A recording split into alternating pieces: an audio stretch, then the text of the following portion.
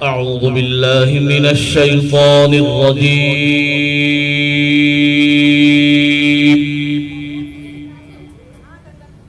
بسم الله الرحمن الرحيم.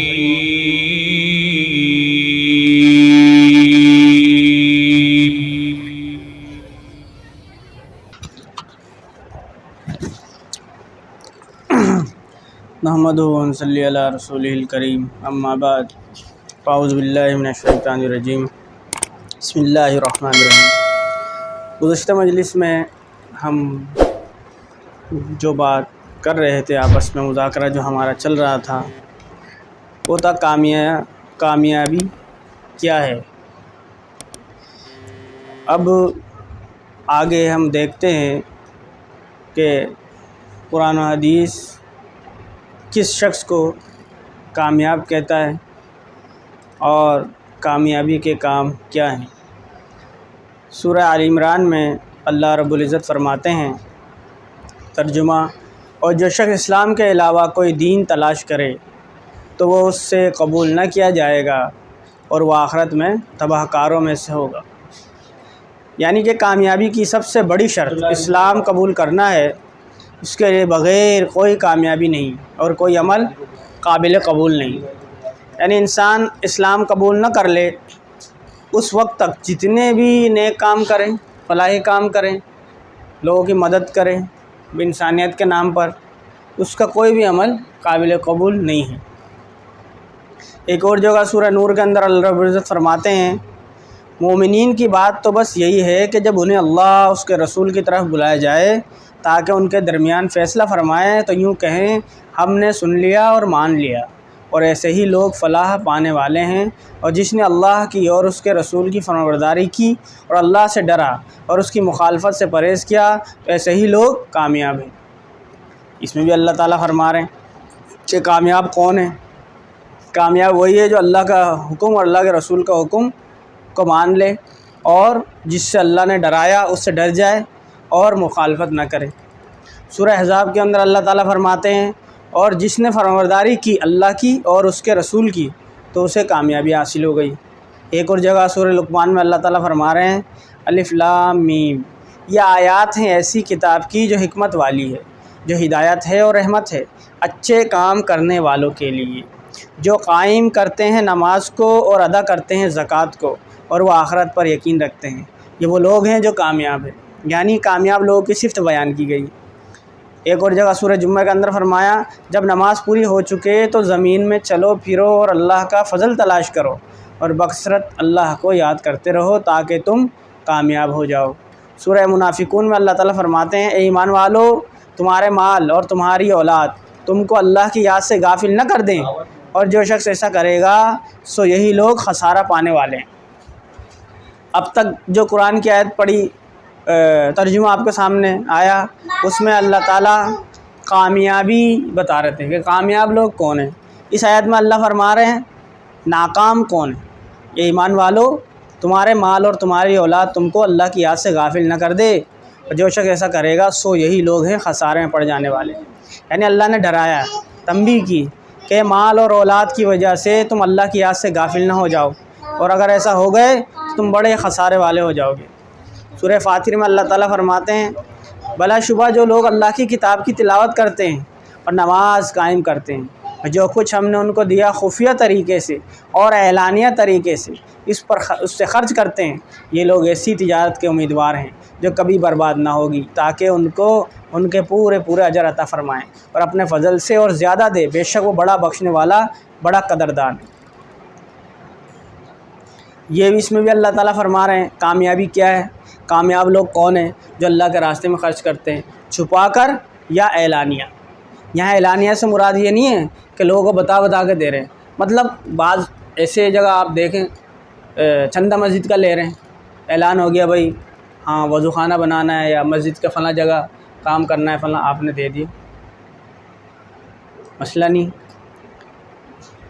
سورہ نساء میں میراث اور وصیت کے احکام بیان فرمانے کے بعد اللہ رب العزت فرماتے ہیں یہ اللہ کے حدود ہیں، اور جو شخص اطاعت کرے اللہ کی اور اس کے رسول کی وہ اسے داخل فرمائے گا ایسے باغیچوں میں جن کے نیچے نہریں جاری ہوں گی، وہ ان میں ہمیشہ رہیں گے، اور یہ بڑی کامیابی ہے۔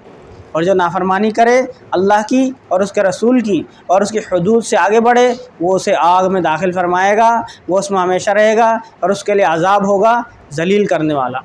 سورہ نساء کے اندر اللہ تعالیٰ نے دو باتیں کامیابی اور ناکامی دونوں کو فرمائیں۔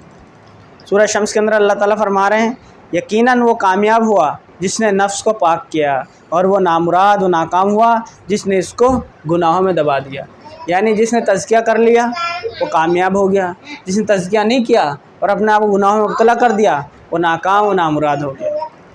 سورۃ المومنین میں اللہ تعالیٰ فرماتے ہیں بے شک کامیاب ہوئے ایمان والے جو اپنی نمازوں میں خشوع کرنے والے ہیں، اور جو لغویات سے اعراض کرنے والے ہیں، اور جو زکوٰۃ ادا کرنے والے ہیں، اور جو اپنی شرمگاہوں کی حفاظت کرنے والے ہیں، مگر اپنی بیویوں سے اور ان باندیوں سے جن کے وہ مالک ہیں تو ان پر کوئی الزام نہیں۔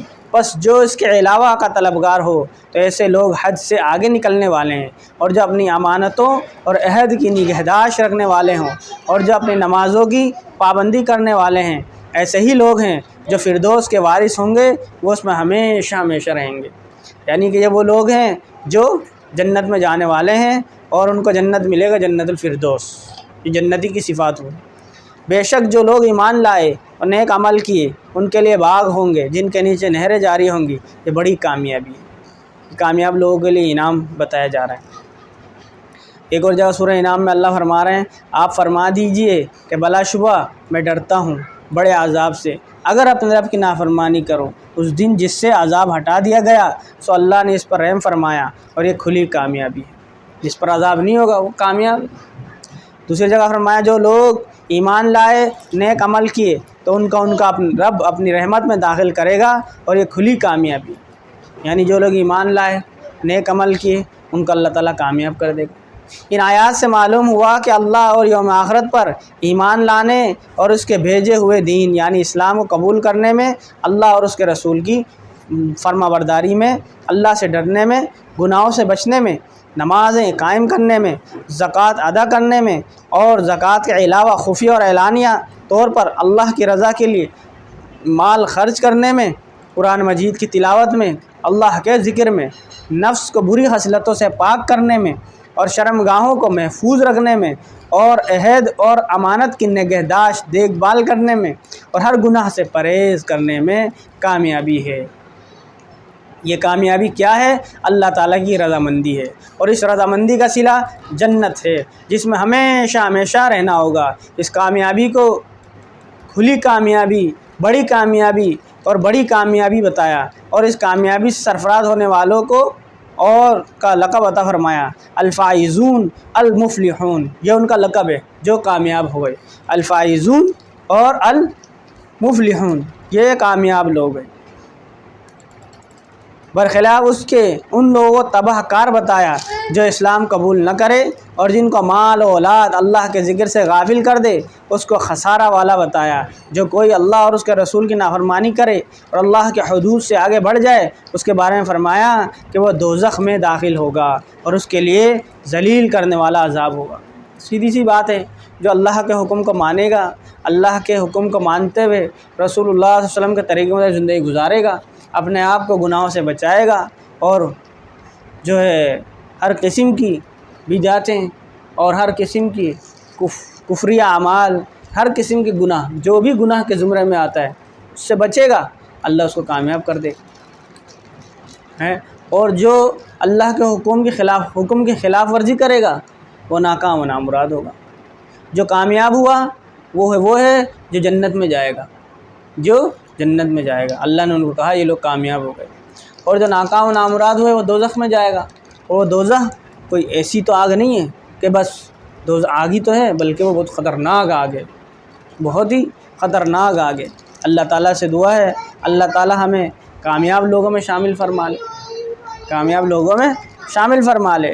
اہل دنیا کو دو چیزیں بہت اچھی لگتی ہیں اور انہی کے لیے جیتے اور مرتے ہیں اور کھاتے کماتے ہیں۔ اول مال کی حرص دوم شہرت اور جاہ کی طلب، یہ دو چیزیں ایسی ہیں جو انسان کو برباد کر دیتی ہیں، مال کے حرص اور عزت و شہرت۔ مال کے طلبگار نہ حرام دیکھتے ہیں نہ حلال، نہ مال کے شرعی حقوق ادا کرتے ہیں، نہ یہ دیکھتے ہیں کہ مال جمع کرنے میں کتنے گناہ ہو رہے ہیں، کتنے بندوں کے حقوق مار رہے ہیں، اور کتنے انسانوں پر ظلم کر کے نوٹوں کے گڈیاں تجوری میں جمع ہو رہی ہیں، رشوت لے کر سود لے کر مال جمع کر رہے ہیں، اپنی اور اپنے بچوں کی اور آنے والی نسلوں کی آخرت برباد کر رہے ہیں، جن تک حرام کی کمائی والی جائیداد اور مال پہنچے گا۔ مرنے والے کی لڑکیوں اور اس کی بیوی کو میراث سے محروم کر دیتے ہیں، نیز میراث سے یتیم بچوں کا حصہ نہیں دیتے جو اپنے ہی عزیز ہوتے ہیں، ان کا حصہ خود ہی کھا جاتے ہیں۔ یعنی حرام، کیونکہ اس کو مال کا حرص ہے کہ مال آئے میرے پاس، اب وہ اس مال کے چکر میں حلال حرام نہیں دیکھتا، حقوق کی رعایت نہیں کرتا، بس مال ہی جمع کرتا رہتا ہے، مال ہی جمع کرتا ہے، اور یتیم ہو جائے تو اس کا حصہ نہیں دیتا، میراث سے محروم کر دیتا ہے، میں میراث دوں گا میرا مال کم ہو جائے گا۔ بعض جگہ لڑکیوں کو میراث دینے کا رواج ہی نہیں ہے۔ تو اللہ تعالیٰ فرماتے ہیں بلکہ تم لوگ یتیم کا اکرام نہیں کرتے اور مسکین کو کھانا دینے کی ترغیب نہیں دیتے، اور میراث کا مال سارا سمیٹ کر کھا جاتے ہو اور مال سے بہت محبت کرتے ہو۔ یہ اللہ نے بیان کیا، یہ جو مال اکٹھا کرتے ہیں نا ان کا صرف بیان کیا کہ یہ مال یتیم کا دیکھ بھال نہیں کرتے، مسکینوں کو کھانا دینے کی ترغیب نہیں دیتے، اور میراث کا مال سارا خود ہی کھا جاتے ہیں کیونکہ مال سے محبت ہے۔ دوسری جگہ فرما رہے ہیں بلا شبہ وہ آگ ہی جلنے والی کھال اتارنے والی ہے، وہ آگ ہی جلنے والی کھال اتارنے والی ہے، وہ اس شخص کو پکارے گی جس نے پیٹ پھیری اور بیرحو کی اور جمع کیا پھر اٹھا کر رکھا۔ دوسری جگہ فرما رہے ہیں سود خوروں کے بارے میں، جو لوگ سود کھاتے ہیں وہ کھڑے نہیں ہوں گے مگر جیسے کھڑا ہوتا ہے وہ شخص جس کو شیطان نے لپٹ کر خطبی بنا دیا ہو۔ یعنی سود کی وجہ سے ان کو کچھ سمجھ میں نہیں آتا، آج کل بینکوں سے سود لے کر لعنتی بنتے ہیں اور حلال سمجھ کر کھا جاتے ہیں، سود کی کمائی کھا جاتے ہیں اور حلال سمجھتے ہیں۔ بہت سے لوگ عوام سے سود لیتے ہیں اور اس کا اپنے مال منافع قرار دے کر ہضم کر جاتے ہیں۔ جابر رضی اللہ عنہ نے بیان فرمایا رسول اللہ صلی اللہ علیہ وسلم نے لعنت بھیجی سود کھانے والے پر اور اس کے کھلانے والے پر اور اس کے لکھنے والے پر اور اس کے گواہوں پر، اور فرمایا یہ سب گناہ میں برابر ہیں، یہ سب گناہ میں برابر ہے۔ سود اتنا خطرناک ہے، کتنے لوگوں پر فرمایا؟ سود کھانے والے پر، اس کے کھلانے والے پر، کھانے والا بھی ہو گیا کھلانے والا بھی ہو گیا، اور ایک لکھتا ہے، شاید لکھتا ہے نا، لکھنے والا بھی رگڑے میں آیا، اور جو گواہی دیتا ہے وہ بھی پھنس گیا، ایسے ہی ہوتا ہے نا جب سود لین دین ہوتا ہے۔ تو جیسے ہم نے مال دیا آپ کو، بھائی میں آپ کو 10 لاکھ روپے دے رہا ہوں، اس میں 10% 1 لاکھ روپے ہے، مثلاً 1 لاکھ روپے سود لوں گا، تو آپ کہتے ہو بھائی اسٹیمپ پیپر تیار کرو، میں لینے والا دینے والا، یہ لینے والا اب ایک اسٹیمپ پیپر تیار کر رہا ہے، لکھ رہا ہے ہاں بھائی اس شرط پہ فلاں نے فلاں کو سود دیا 10% منافع کے شرط پر۔ اب یہ گواہی کے لیے دوسرے بندے رکھ لیے، بھائی فلاں گواہ ہے کہ میں نے اس کو 1 لاکھ روپے دیے، اس کے بدلے 1,10,000 روپے لوں گا۔ کتنے بندے ہو گئے؟ 4، چاروں کے چاروں برباد ہو گئے، اللہ نے ان پر لعنت بھیجی ہے، اللہ کے رسول نے ان پر لعنت بھیجی ہے۔ عبداللہ بن حنظلہ رضی اللہ تعالیٰ عنہ سے روایت ہے کہ رسول اللہ صلی اللہ علیہ وسلم نے ارشاد فرمایا سود 1 درہم جو یہ جانتے ہوئے کھا لے کہ سود کا ہے تو یہ 36 مرتبہ زنا کرنے سے بھی زیادہ سخت ہے۔ 36 مرتبہ جان بوجھ کر کھا لے 1 درہم، کیا 1 درہم کیسے؟ اور حضرت ابو ہریرہ رضی اللہ عنہ سے روایت ہے رسول اللہ صلی اللہ علیہ وسلم نے ارشاد فرمایا سود کے 70 حصے ہیں۔ سود کے کتنا حصے؟ 70 حصے۔ غور سے سنیں، بڑا سخت بات آئی ہے۔ ان میں سے ادنا ترین یہ ہے کہ جیسے کوئی شخص اپنی ماں کے ساتھ زنا کرے، بولنا بھی اچھا نہیں لگ رہا، لیکن سود لینے والا اپنی ماں سے کتنی دفعہ زنا کر رہا ہے؟ 70 مرتبہ۔ سود کے 70 حصے، سود کے 70 حصے، ادنا درجہ یہ ایک ماں سے زنا کرنا۔ تو تو 70 حصے ہو گئے نا، ایک کو 70 ہو گئے. گویا بعد میں یہ بھی نکل گیا ڈائریکٹ، سود ایسا ہے جیسے اپنی ماں سے 70 مرتبہ زنا کرے. نعوذ باللہ من ذالک. انسان سوچ سکتا ہے، لیکن وہ کر رہا ہے، اس کو پتہ ہی نہیں ہے، محسوس ہی نہیں کر رہا. جیسے غیبت کرتا نا، غیبت کے بارے میں کیا آتا ہے حدیث کے اندر کہ اپنے مردے بھائی کا گوشت کھانا. اس کو پتہ ہوتا ہے میں گوشت کھا رہا مردے بھائی کا، غیبت کرے جا رہا ہے، فلاں ایسا ہے، فلاں ایسا ہے، فلاں ایسا ہے. غیبت کر رہا ہے، مسلمان بھائی کی غیبت کر رہا ہے، مسلمان بہن کی غیبت کر رہی ہے، اس کو پتہ ہی نہیں، وہ گوشت کھا رہی ہے. کس کی؟ مردے بہن، مردے بھائی سمجھ لو. حدیث میں تو سمجھانے کے لیے بھائی کا تذکرہ کیا نا، اس کو پتہ ہی نہیں چل رہا. ایسا ہی برا ہے جیسے سود لینا، اپنی ماں سے 70 مرتبہ زنا کرنا. اللہ سب کی حفاظت کرنا. اب رشوت کے لین دین کے بارے میں سنیے. عبداللہ بن عمر رضی اللہ تعالیٰ عنہ کا بیان ہے، رسول اللہ صلی اللہ علیہ وسلم نے لعنت بھیجی رشوت دینے والے پر اور رشوت لینے والے پر. رشوت میں تو عموماً گواہ ہوتے ہی نہیں، کیونکہ وہ تو چپ کے کام چلتا ہے. میرا فلاں کام کر دو، ٹھیک ہے، نہیں ہوگا بھائی یہ غیر قانونی ہے، یہ غیر قانونی ہے. تو کہتا ہے یار کر دو بھائی میری مجبوری ہے. کہتا نہیں غیر قانونی. جب مسائل چل رہے تھے، ایک صاحب نام نہیں لے رہا میں، نہ ادارے کا نام لے رہا ہوں، آپ خود ہی سمجھ جائیں گے. وہ گیا ڈاکومنٹس لے کے، اس نے کہا بھائی تم ثبوت پیش کرو، ڈاکومنٹس لے کے آؤ پھر تمہارا کام ہوگا. اس نے فائل میں رکھا، فائل لے گیا نا ڈاکومنٹس کے لیے، فائل رکھا، اس نے کہا بھائی ثبوت لے کے آؤ. اس نے بولا بھائی میں قائد اعظم لے کر آیا ہوں. کیا لے کر آیا؟ کیا کہہ رہا ہے؟ آپ فائل کھولو، قائد اعظم لے کر آیا ہوں. اس نے ایسے دیکھا اندر قائد اعظم تھا، سمجھ گئے نا قائد اعظم سے مراد. اس نے بات صحیح ہے، تیرا کام ہو جائے گا، تیرا کام ہو جائے گا. یہ دیکھیں آپ ایسے کام ہو رہے ہیں، کسی کو پتہ بھی نہیں چل رہا. اس نے فائل رکھ لیا، بعد میں قائد اعظم جیب میں بھر لے گا. تو رشوت لینے والا، رشوت دینے والا دونوں جہنمی ہیں. اللہ تعالیٰ حفاظت فرمائے. حضرت امام احمد اور امام بہقی رحمۃ اللہ علیہ کی روایت میں یہ بھی ہے کہ آپ نے اس پر بھی لعنت بھیجی جو رشوت لینے اور رشوت دینے والے کے درمیان واسطہ بنے. یعنی اب 3 شخص ہو گئے. پہلے حدیث میں 2 بیان ہوا، دوسرے حدیث میں 3 ہو گئے. وہ کیسے؟ یار میرا کام تو کروا دو، یار میرا کام تو کروا دو. ہاں ہو جائے گا.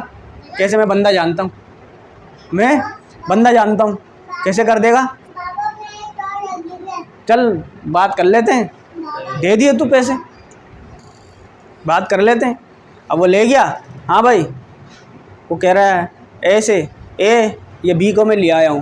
مسٹر اے کہتا ہے مسٹر بی سے بی کو میں لے آیا ہوں. وہ سی خود کھڑا ہوا بیچ میں. اب وہ اے اور بی بات کر لیتے ہیں، سی ذریعہ بنتا ہے. اور سی لاتا اسی بنیاد پر ہے کہ تیرے سے رشوت لے کے تیرا کام کر دے گا. تیسرا بھی جڑ گیا. تینوں پر اللہ نے لعنت بھیجی، تینوں پر اللہ نے لعنت بھیجی، اللہ کے رسول صلی اللہ علیہ وسلم نے لعنت بھیجی.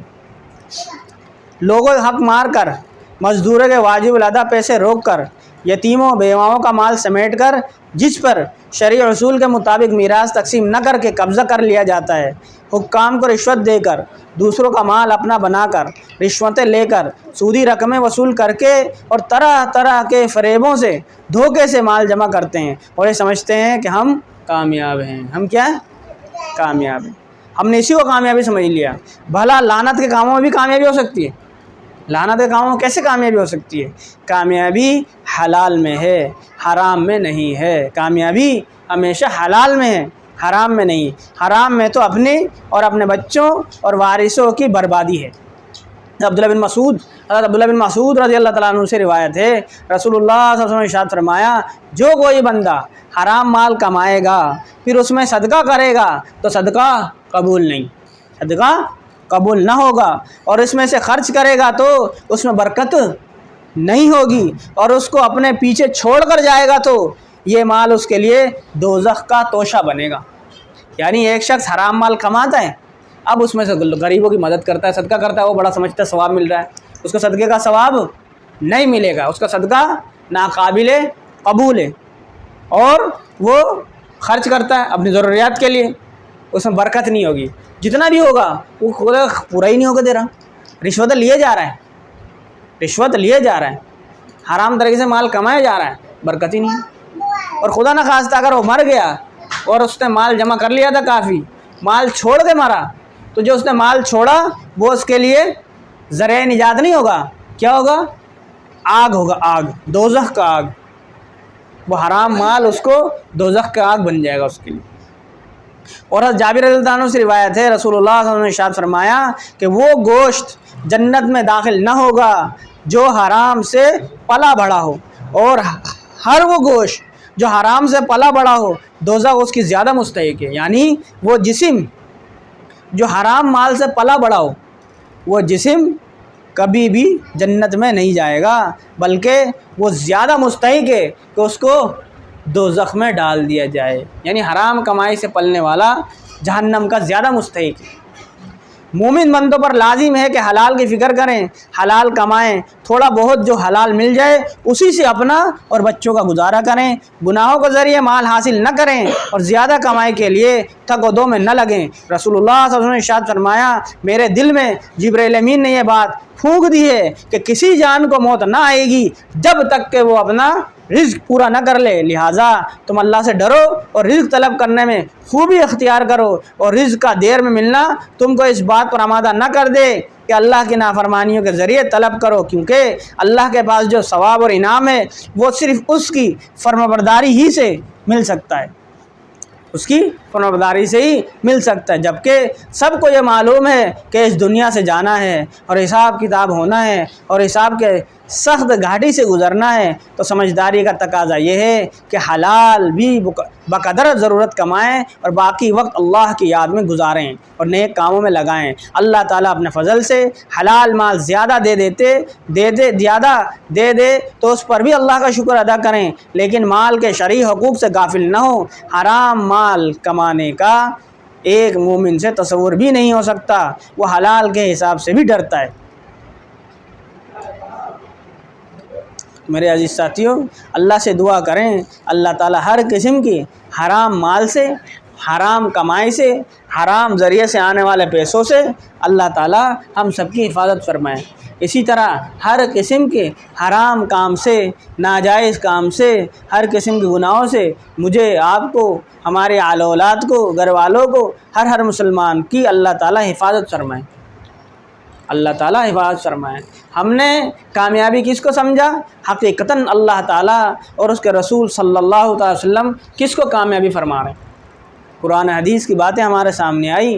حقیقی کامیابی وہ ہے، اگرچہ وہ غریب ہے، اس کا بینک بیلنس نہیں ہے، لوگ اس کو سمجھتے پرسان حال ہے، غریب ہے، مشہور نہیں ہے، لوگ نہیں جانتے اس کو، گمنام ہے، لیکن وہ حلال کماتا ہے، حلال کھاتا ہے، حلال کھلاتا ہے، حلال مال چھوڑ کے جاتا ہے، گناہوں میں مبتلا نہیں ہوتا، گناہوں میں مبتلا نہیں ہوتا، اللہ کا حکم نہیں توڑتا، نمازیں نہیں چھوڑتا، اللہ کے حکم کے خلاف آواز نہیں اٹھاتا، رسول اللہ صلی اللہ علیہ وسلم کے احکامات کے مطابق اپنے زندگی کو گزارنے کی کوشش کرتا ہے. اصل کامیاب وہ ہے، نہ کہ وہ جس کا بہت بینک بیلنس ہو، لوگ اس کی بڑی عزت کرتے ہوں اور نماز وہ ایک وقت کی نہیں پڑھتا اور اللہ کے حکم کو نہیں مانتا، خوب حرام طریقے سے کماتا ہے. کون ہے بھائی؟ فلاں عہدیدار ہے، بڑا اس کا آؤ بھگت ہوتی ہے، اس کے بلڈنگ ہے، اس کے آگے پیچھے پروٹوکول ہے. کیوں بھائی؟ فلاں منسٹر ہے، فلاں منسٹر. تنخواہ تو اس کی ہوگی تھوڑی، لیکن جب وہ ریٹائرڈ ہوگا پتہ چلا آدھا شہر اس نے خریدا ہوا ہے. وہ کہاں سے آیا اتنا مال؟ تنخواہ تو اتنی نہیں تھی اس کی، وہ دیکھ ہی نہیں رہا. وہ اپنی اولاد کو حرام مال کھلا رہا ہے، وہ اپنی اولاد کو حرام مال کھلا رہا ہے. نتیجہ کیا نکل رہا ہے؟ اولاد نافرمان، پھر وہ بھی حرام کاری میں مبتلا ہو جاتا ہے. حرام کی نحوست ہے نا، حرام کی نحوست ہے، حرام کی نحوست ہے. اس لیے اپنی آخرت برباد نہ کریں اپنے اولاد کو کھلانے پلانے کے چکر میں. اس کو منع کیا نا اللہ تعالیٰ نے کہ تمہاری اولاد تمہیں فتنے میں، حرام کاموں میں مبتلا نہ کر دے، اللہ کی یاد سے غافل نہ کر دے. آدمی کیا کرتا ہے اولاد کے خاطر؟ دن میں A duty, B duty, C duty. ارے کیا ہو گیا میاں صاحب آئے نہیں، کیا ہوا؟ اوور ٹائم لگا رہے ہیں. کیوں اوور ٹائم لگا رہے ہیں؟ وہ بی سی بھرنا ہے نا، بی سی بھرنا ہے. کیوں؟ وہ بچی ابھی 3 مہینے کی، اس کی شادی کرانی ہے تو اس وقت کے لیے پیسے جمع کر رہے ہیں، بی سی بھرنا ہے. وہ پتہ نہیں خود زندہ رہے گا، بچی زندہ رہے گی، پتہ نہیں، اس کے لیے نماز کا پتہ نہیں. اب چونکہ محنت زیادہ ہے روزہ نہیں رکھ سکتے، کیوں؟ طبیعت خراب ہو جاتی ہے، کام نہیں کر سکتے، اس لیے روزہ نہیں رکھ سکتے ہیں۔ جمعے کی نماز پڑھتے ہیں، ہاں کبھی کبھی پڑھ لیتے ہیں، عید کی نماز دوڑتے دوڑتے پہنچ جاتے ہیں، کبھی مل گیا کبھی رہ گیا، کبھی مل گیا کبھی رہ گیا، کیوں؟ نماز کی عادت نہیں ہے، تو تھکے ہوئے رہتے ہیں۔ کیوں تھک رہے ہیں؟ بیوی بچوں کے لیے کما کے بیوی بچوں کے لیے اپنے آپ کو تھکا دیا، اور جب مرنے لگا تو ہائے افسوس میں نے کیا کیا، کیونکہ اس وقت حقیقت کھل جاتی، حقیقت کھل جاتی۔ اگرچہ اس نے حلالی کمایا ہوگا لیکن اپنے لیے کچھ نہیں کیا، تو کیا سمجھتے ہیں اس کی اولاد اس کے فرمانبردار ہوگی؟ اس کی اولاد اس کے جانے کے بعد اس مال کو صحیح استعمال کرے گی؟ کچھ بھروسہ نہیں، کیوں؟ اس کو تو تربیت کا وقت ہی نہیں ملا، حرام کمانا تو دور کی بات ہے، اس نے اللہ کے حکم کو توڑا، اللہ کے ذکر سے غافل ہو گیا، تو اللہ نے کیا کہا ایسے لوگوں کے لیے اللہ نے تیار کر کے رکھا ہوا ہے ایسی آگ جو ہمیشہ جلتی رہی، اور ایسی آگ جس کو دنیا میں ہم تصور بھی نہیں کر سکتے۔ کہتے ہیں اگر جہنم کی آگ سے کسی کو دنیا میں بھیج دے آگ میں، وہ سمجھے گا مجھے برف کے سل کے اوپر بٹھا دیا، ایسی خطرناک آگ ہے، ایسی خطرناک آگ ہے۔ کوئی سوچے ہم جہنم میں جائیں گے، یہ پتلی سی جان ہے، چھوٹی سی کھال ہے، جل جائیں گے، ختم ہو جائیں گے۔ فرمایا آپ کی کھال اتنی موٹی ہو جائے گی جیسے اونٹ، وہ جل کے کھال ہی ختم نہیں ہوگا، اتنی موٹی کھال ہوگی۔ اور پھر چونکہ آگ خطرناک ہے، جل کے جب کھال ختم ہو جائے گی نا دوسرا کھال آ جائے گا۔ ایسا نہیں کہ آپ جل کے ختم ہو جاؤ گے، بھسم ہو جاؤ گے، پگھل جاؤ گے، ہڈیاں گل جائیں گی، جل کے ختم ہو جائیں گی، ایسا کچھ نہیں ہوگا۔ اللہ تعالیٰ دوبارہ آپ کو زندہ کر دیں گے، تکلیف برداشت کرتے رہو۔ جہنم کے حالات کتابوں میں موجود ہے، دوزخ کے حالات آپ پڑھ کے دیکھ لیں، رونگٹے کھڑے ہو جائیں گے، تصور بھی نہیں کر سکتے، ایسی عذاب۔